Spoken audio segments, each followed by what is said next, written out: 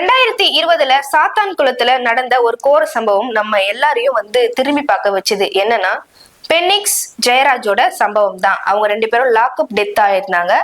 இப்போ வரைக்கும் அந்த கேஸ் பேசப்பட்டுட்டு தான் இருக்கு. இன்னும் அந்த கேஸுக்கு நீதி கிடைக்கல. அந்த கேஸ் போயிட்டு தான் இருக்கு. இந்த நிலையில இதே போல ஒரு சம்பவம் சிவகங்கை மாவட்டத்துல நடந்திருக்கு. என்னன்னா அஜித்குமார்ன்ற ஒரு 27 வயசு பையன் விசாரணைக்காக போலீஸ் கூட்டிட்டு போறாங்க. அந்த இடத்துல அந்த பையனை அடிச்சிருக்காங்க. இப்போ அவர் இறந்தும் போறாரு. என்ன நடந்தது, உண்மையின் பின் விவரத்தை பத்தி இந்த வீடியோல பார்க்கலாம். Welcome to the KTV.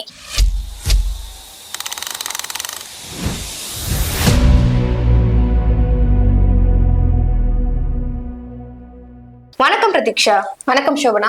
அஜித்குமாருக்கு என்ன ஆச்சு? அஜித்குமார்ன்ற பையன் யாரு? அவரை பத்தி கொஞ்சம் தெளிவா சொல்ல முடியுமா? கண்டிப்பா சொல்றேன் சோபனா. 27 வயசான அஜித்குமார் சிவகங்கை மாவட்டம் மதப்புற பகுதியில வாழ்ந்துட்டு இருக்காரு. அவருக்கு சின்ன வயசுலயே அப்பா இறந்து போயிடுறாரு. அதே பகுதியில இருக்கிற பத்ரகாளி அம்மன் கோயில டெம்பரவரி செக்யூரிட்டியா வேலை செஞ்சு அவங்க அம்மாவையும் அவங்க தம்பியும் இவர் தான் பார்த்துட்டும் வராரு. இவங்க அப்பா சின்ன வயசுல இருந்தே நேரத்தோட அருமையை இவருக்கு சொல்லி சொல்லி வளர்த்ததுனால வேலையில ரொம்பவே நேர்மையாவும் இருந்திருக்காரு. ஒரு சாதாரண குடும்பத்துல சேர்ந்த அஜித்குமார் வேலையில ரொம்ப நேர்மையாவே இருந்துட்டு வந்திருக்காரு. அவருக்கு நிறைய ஆசைகள் இருந்திருக்கு.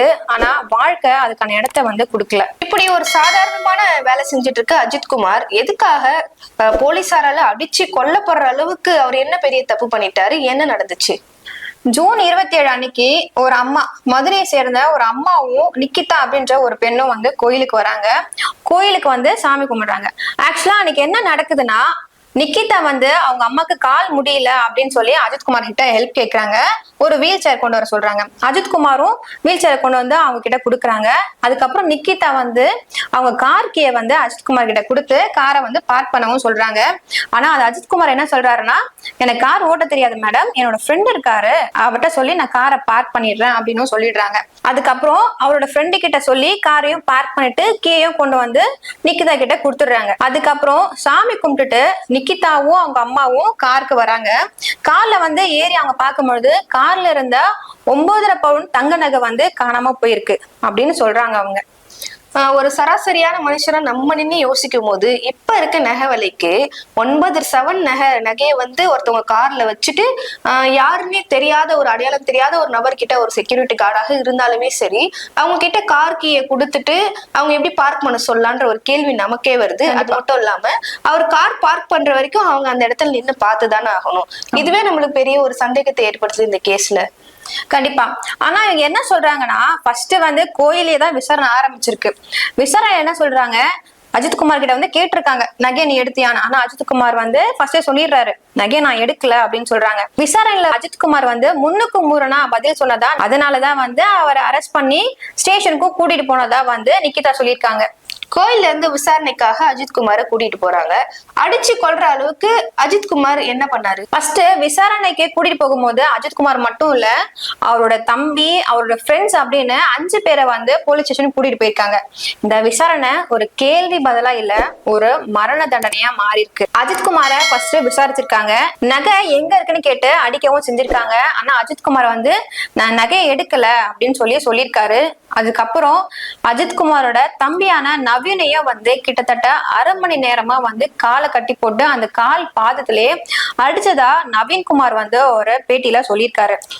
எதுக்காக அஜித்குமாருடைய தம்பியை அரெஸ்ட் பண்ணணும், அதுவும் இல்லாம அவங்க ஃப்ரெண்ட்ஸ் எல்லாம் சேர்த்து எதுக்காக கூட்டிட்டு போகணும்? இவர் ஒரு ஆள் மட்டும் தான் அங்க செக்யூரிட்டியா வேலை செய்யறாரு. இவங்களுக்கும் இந்த கேஸுக்கும் சம்மந்தம் இல்லாத போல இருக்கே, இது எப்படி நீங்க நினைக்கிறீங்க? நமக்கு கிடைச்ச தகவல் படி இதுதான் நம்மளுக்கு தெரிய வந்திருக்கு. அஜித்குமார் அவரோட தம்பி, அவரோட ஃப்ரெண்ட்ஸை தான் அரெஸ்ட் பண்ணி கூட்டிட்டு போனதா சொல்றாங்க. விசாரணையில அஜித்குமாருடைய தம்பி என்ன மாதிரியான விஷயத்தெல்லாம் ஷேர் பண்ணிருக்காரு? ஃபர்ஸ்ட் விசாரணையில அஜித்குமார் அடிக்க ஸ்டார்ட் பண்ணிருக்காங்க. அதுக்கப்புறம் அஜித்குமார் பதில் சொல்லல அப்படின்னு அவரோட தம்பியும் அடிக்க ஆரம்பிச்சிருக்காங்க. அவரையே அடிச்சாருன்னா, மேபி அவர் தம்பி அடிச்சா இவர் உண்மையா சொல்வாரு அப்படின்னால நவீனையும் அடிச்சிருக்காங்க. ஆனா அப்பவும் அவர் நகை எடுக்கல அப்படின்னு தான் சொல்லியிருக்காங்க.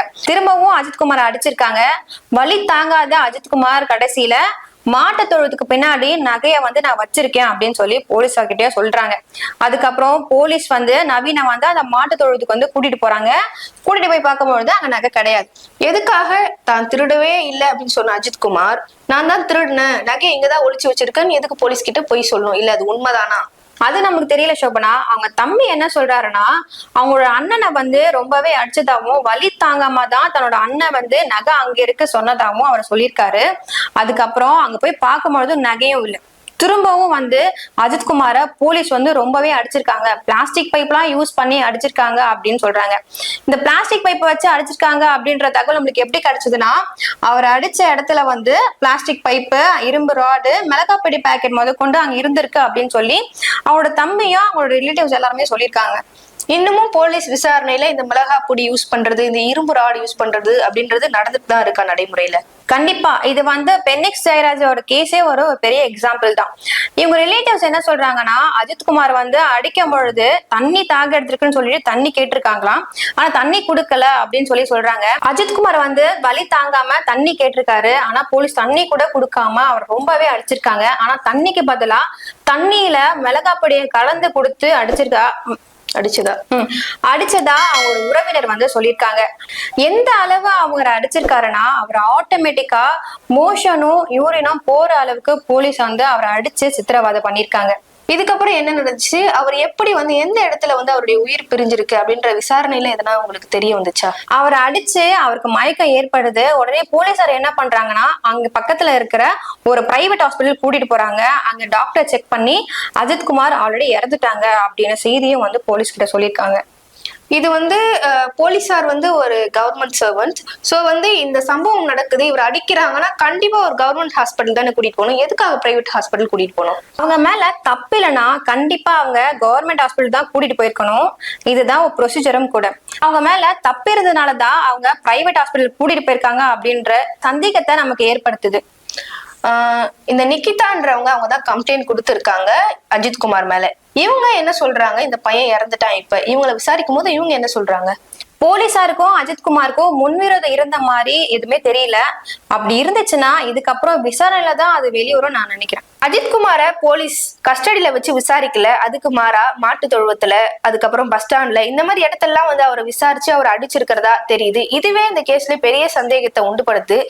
இது எதனால இருக்குன்னா, நிக்கிதா ஃபேமிலி வந்து போலீசாருக்கு நிறைய ப்ரெஷர் கொடுத்திருப்பாங்களா? நகை காணாம போன விரக்தியில கண்டிப்பா நிக்கிதாவோட குடும்பத்தினர் வந்து போலீஸ்க்கு வந்து பிரஷர் கொடுத்திருப்பாங்க. அது மட்டும் இல்ல, அவங்க ரிலேட்டிவ்ஸ் என்ன சொல்றாங்கன்னா, ஃபர்ஸ்ட் அவரை விசாரணைக்கு ஜீப்லயே கொண்டு போல, ஒரு டெம்போல தான் அவரை ஏத்திட்டு போனதாகவும், போலீஸ் ஸ்டேஷன் கூட்டிட்டு போகாம கிட்ட இருக்கிற ஒரு கம்மாயில தான் வந்து விசாரணை நடந்துச்சு அப்படின்னு சொல்றாங்க. அது மட்டும் இல்ல, பக்கத்துல இருக்கிற மாட்டு தொழுவம், பஸ் ஸ்டாப், டிப்போ, வயல்வெளி அப்படின்னு நிறைய இடத்துக்கு கூட்டிட்டு போய் அவர் விசாரணை செஞ்சிருக்காங்க. அடியும் அடிச்சிருக்காங்க. அஜித்குமார் வந்து எனக்கு கார் ஓட்ட தெரியாது, என்னுடைய ஃப்ரெண்டு கிட்ட நான் கார் சாவி கொடுக்குறேன், அவர் தான் கார் பார்க் பண்ணுவாருன்னு சொல்லிட்டு அந்த நிக்கிதா கிட்ட சொல்லும் போது, நிக்கிதா ஃபேமிலி எதுக்காக அஜித்குமார் மேல மட்டும் கேஸ் ஃபைல் பண்ணணும், அவருடைய நண்பரை எதுவுமே கேட்கவே இல்லை, அவர் மேல எதுக்கு கேஸ் ஃபைல் பண்ணல? சிபிசிஐடிக்கு இந்த கேஸ் வந்து மாற்றப்பட்டிருக்கு. இதுக்கப்புறம் தான் விசாரணையில நம்மளுக்கு மேலும் மேலும் நிறைய உண்மைகள் வெளிவர வாய்ப்பு இருக்கு. 2020 சாத்தான்குளம்ல நடந்த அந்த சம்பவம், அதுக்கப்புறம் அதோட 2025 இப்ப நடக்கிற இந்த சிவகங்கை சம்பவம், இடம் மட்டும்தான் மாறிட்டே இருக்கு தவிர இந்த லாக்அப் டெத் அப்படின்றது வந்து மாறவே இல்லை. இன்னும் நீதிமன்றம் தான் தீர்ப்பு கொடுக்கணும். ஆனா சாவு மட்டும் ஏன் காவல் நிலையத்துல? அவரோட உயிர் போச்சு. நீதியும் அதே காவல் நிலையத்துல நீதி கேட்டு காத்துட்டு இருக்கு. என்ன நடக்குது விசாரணையில இன்னும் பல உண்மைகள் வெளிவரும் அப்படின்றத நம்ம எதிர்பார்க்கலாம்.